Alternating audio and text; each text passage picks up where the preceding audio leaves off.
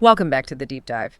Today we're tackling something really critical. We're diving deep into the absolute necessity of building a strong, intentional support structure. And we're not just talking general stress here. We're focusing specifically on parents who are navigating the really high-stakes, often isolating world of adoptive parenting or, raising kids with trauma histories. Absolutely. It can honestly feel like the difference between sinking and swimming sometimes. Yeah. For this, we're pulling directly from Brian Post's framework, the Parenting Matrix, specifically Lesson 6, which is all about building that understanding and crucially tangible support. Okay, yeah, let's get right into the core problem then. Brian Post frames it so well. Why do parents in these high-stress situations tend to isolate? It's because that sustained stress, it forces us to constrict, to kind of snap into survival mode. And in that state, neurologically, we're sort of programmed to withdraw. But here's the kicker. Yeah. That isolation goes directly against our, fundamental human design. That's the beautiful, almost tragic irony, isn't it? Yeah. Brian Post really emphasizes this profound biological truth. He says we are, right down to a cellular level, engineered for a relationship. Every dendrite, every synapse, it's all designed to seek and maintain connection. Wow. Relationship really is, above all else, the most important thing for us as humans. So, okay, if relationship is our primary fuel, what happens when that chronic, intense stress, the kind you see so often in therapeutic parenting, really takes over? Well, if that stress continues for too long, the parent becomes conditioned, not just stressed, but actually conditioned to constrict, to shut down, and to isolate. It becomes almost automatic. It's like a habit. Exactly. And this is where the whole family dynamic can collapse into what Brian Post describes as these negative feedback loops.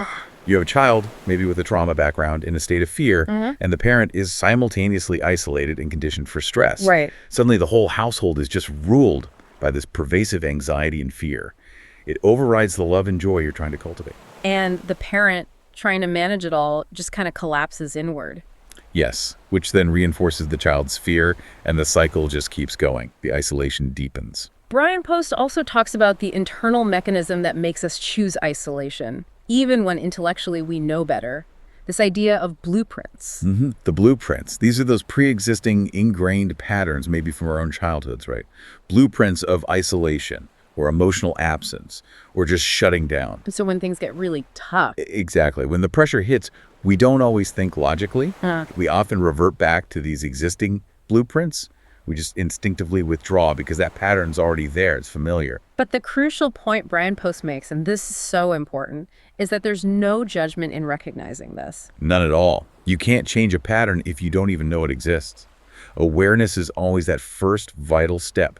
It lets you say, wait a minute, I'm doing that thing again, the thing my blueprint tells me to do, but it's actually not helping my family right now. Okay, that awareness piece sets the stage perfectly for the next big idea from Brian Post, which is really about choosing your energy, and by extension, choosing your team. He introduces this concept of energy systems. Yeah, it's a really insightful way to reframe things, moving beyond just psychology sometimes. Brian Post describes our entire body, our brain, everything as an energy system. And this system creates a vibration. And that vibration, it creates a kind of sound. Yeah, a frequency. Like, we don't actually hear it, but... Right. We don't consciously hear it, but we're emitting it constantly. And it profoundly impacts who we attract into our lives and who we maybe repel.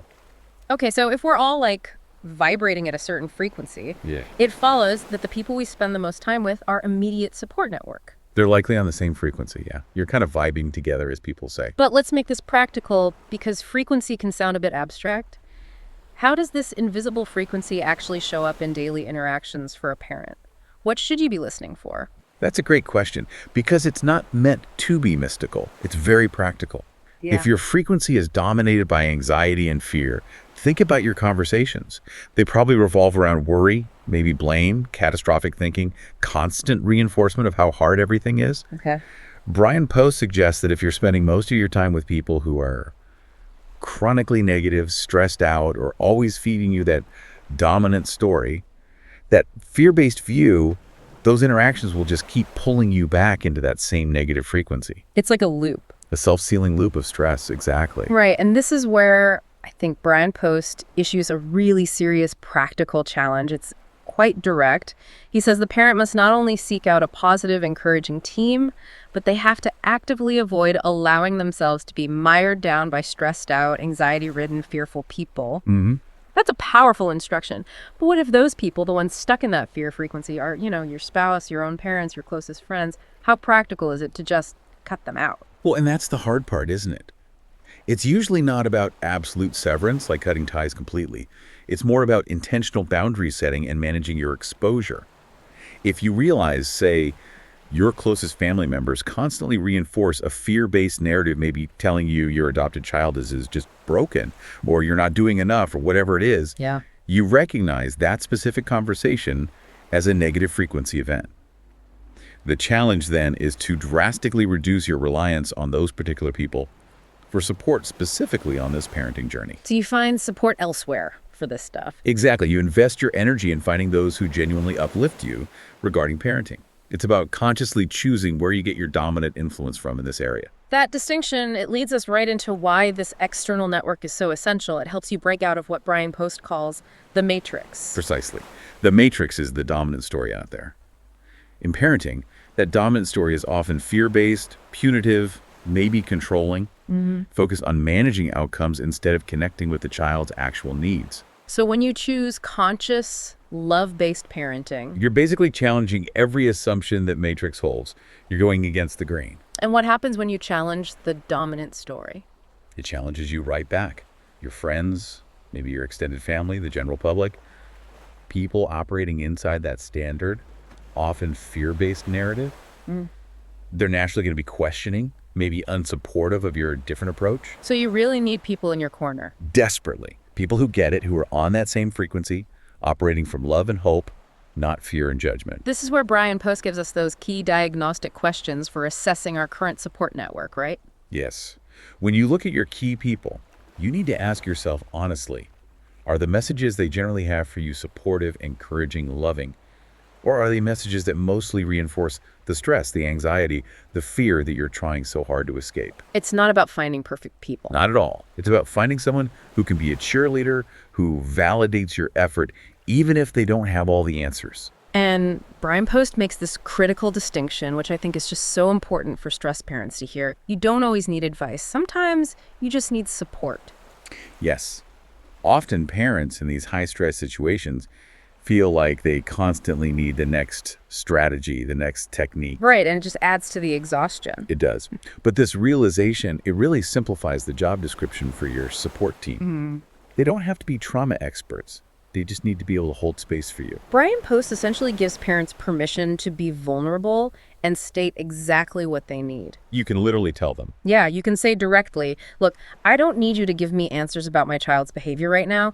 I just really need you to listen while I vent. Or maybe, honestly, I might just need you to put your arms around me and hold me while I cry for a minute without offering a single piece of feedback. And that act, that vulnerability and receiving just unconditional emotional presence, Brian Post says that's the most powerful antidote to that isolation blueprint we talked about. It feels empowering, too, because you're teaching your network how to support you instead of just passively hoping they figure it out. Exactly. You're taking control. Okay, so let's move into the really actionable steps. How do we take all these insights and actively start strengthening our system? Brian Post gives two main strategies for building this high-frequency, supportive community. The first one, and maybe the simplest, is just to talk about the lessons you're learning. Share your breakthroughs, your struggles, with someone you already trust and know to be generally loving, maybe a mentor, a sibling, a good friend. Just talking about it helps. Brian Post suggests that the more conversations you have about applying these love-based concepts, the more active and robust your positive network becomes. It reinforces it for you and them. Okay, but the second strategy is where the real community building happens.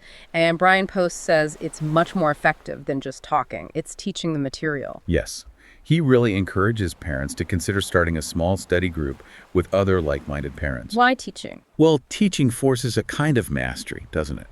You don't truly understand something deeply until you have to explain it clearly to someone else. When you teach a concept like, say, regulating your own fear response first to other parents, you cement that lesson in your own practice. Okay. And at the same time, that study group automatically becomes this community of Shared accountability, shared wins, shared support. You're actively building that high-frequency environment together. So it shifts you from just passively consuming knowledge to actively creating that supportive community. Exactly. And for those who feel ready to dive even deeper, Brian Post mentions several specific resources in the lesson to help maximize this. Right, like getting his book. Yeah, getting a copy of his book, Fear to Love, and maybe sharing it with your network so they can understand the foundation of what you're trying to do. And starting that study group using the lessons provided. Turning them into actual discussion points. There's even the option, for those really committed, of pursuing the Fear to Love certification and becoming a certified coach yourself. That really cements your role. And he mentions a specific tool too, the Bondify app. Yes, the Bondify app. It's described as an AI-driven adoption parenting app. Yeah. But the key thing seems to be it's designed to provide not just tools, but also a dedicated community. A community of committed, love-based parents. Right, parents who are actively trying to break out of that matrix thinking and apply these concepts. So it's like a ready-made high-frequency environment you can tap into. But what's really critical, I think, are the reassurances Brian Post gives about the size of this team. You don't need a huge network. No, absolutely not. He recognizes that the key people, the ones who truly support you on this specific journey, might be a very small group. And he stresses again and again, quality over quantity matters immensely here. A small, truly high-frequency group is infinitely more valuable than a large group with mixed or negative frequencies. So wrapping this up, what does this all mean for you, the parent trying to navigate this often difficult path? The central insight seems to be that real change starts with, first, that awareness of your own internal isolation blueprints, followed by the intentional, conscious choice to cultivate these supportive, high-frequency relationships. You really are the architect of your own energy system in a way. That's a great way to put it. And maybe here's a final provocative thought for you to consider, something that connects back to that innate knowing Brian Post mentions. Trust the internal knowing within yourself that comes simply from breathing. Breathing. Yeah. He points out that when you take a deep, grounding breath, you actually allow your prefrontal cortex, your thinking, planning brain, to come back online. Your short-term memory turns back on. That simple physical act reinforces grounding. It helps you step out of the automatic stress conditioning for a moment. So the breath is a tool to choose differently. Exactly. Brian Post challenges you. Use that breath to ground yourself.